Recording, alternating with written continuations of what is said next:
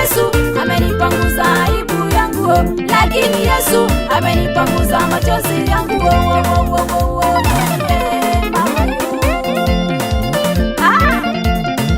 Mwisho wa mwanadamu ndio mwanzo wa Mungu. Usifadhaike wakati wa kuinuliwa ni sasa, wakati wa kubarikiwa ni sasa, wakati wa mafanikio ni sasa.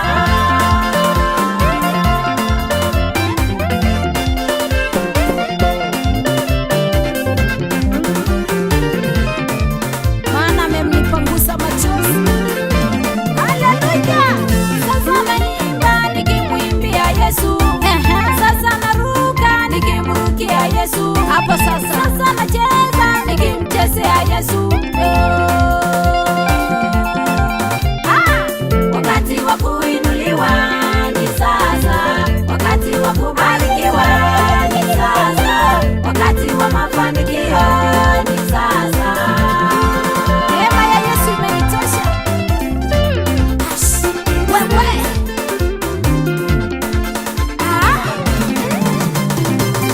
umehangaika kwa muda mrefu, umelia kwa muda mrefu, shetani amemeza kile kizuri chako, lakini namwamurisha kwa jina la Yesu atapike. Tapika kwa jina la Yesu.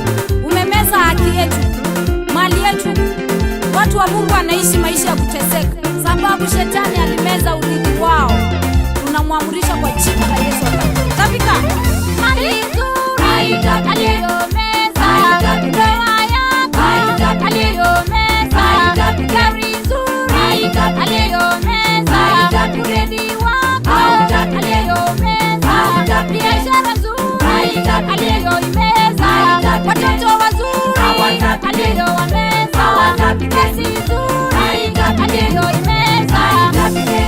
Sasa nasema shetani na kuamurisha kwa jina la Yesu, maana hauna mamlaka tena kwa baraka za watu wa Mungu. Wakati ndio uka zitapike sasa. Ulichomeza cha watu wa Mungu tapika kwa jina la Yesu. Wakati wa kuinuliwa ni sasa, wakati wa kubarikiwa ni sasa, wakati wa mafanikio ni sasa.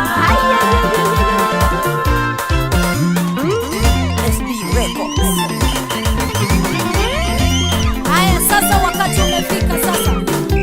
Jiandani kwa ajili ya kupangusa kila aibu yote shetani aliweka juu yako. Iwe aliwekelea kwa kichwa, iwe ni kwa uso usiokubaliwa. Jiandae sasa kila mmoja. Kupangusa. Haya twende. Haya. Tunapangusa kwa moto wa Mungu.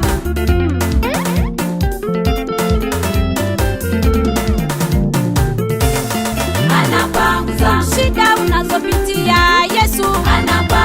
Anapangusa kusonga Yesu. Kilio umelia sana Yesu. Mateso umeteseka Yesu. Madharau wamekudharau Yesu. Roho ya kukataliwa Yesu. Aibu wamekuwekelea Yesu.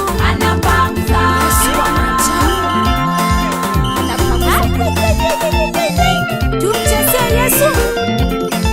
Hata roho ya huzuni imepanguzwa. Tumwimbie Yesu kwa shangwe na vigelegele, tukifurahia ushindi wa Yesu, maana siku ya leo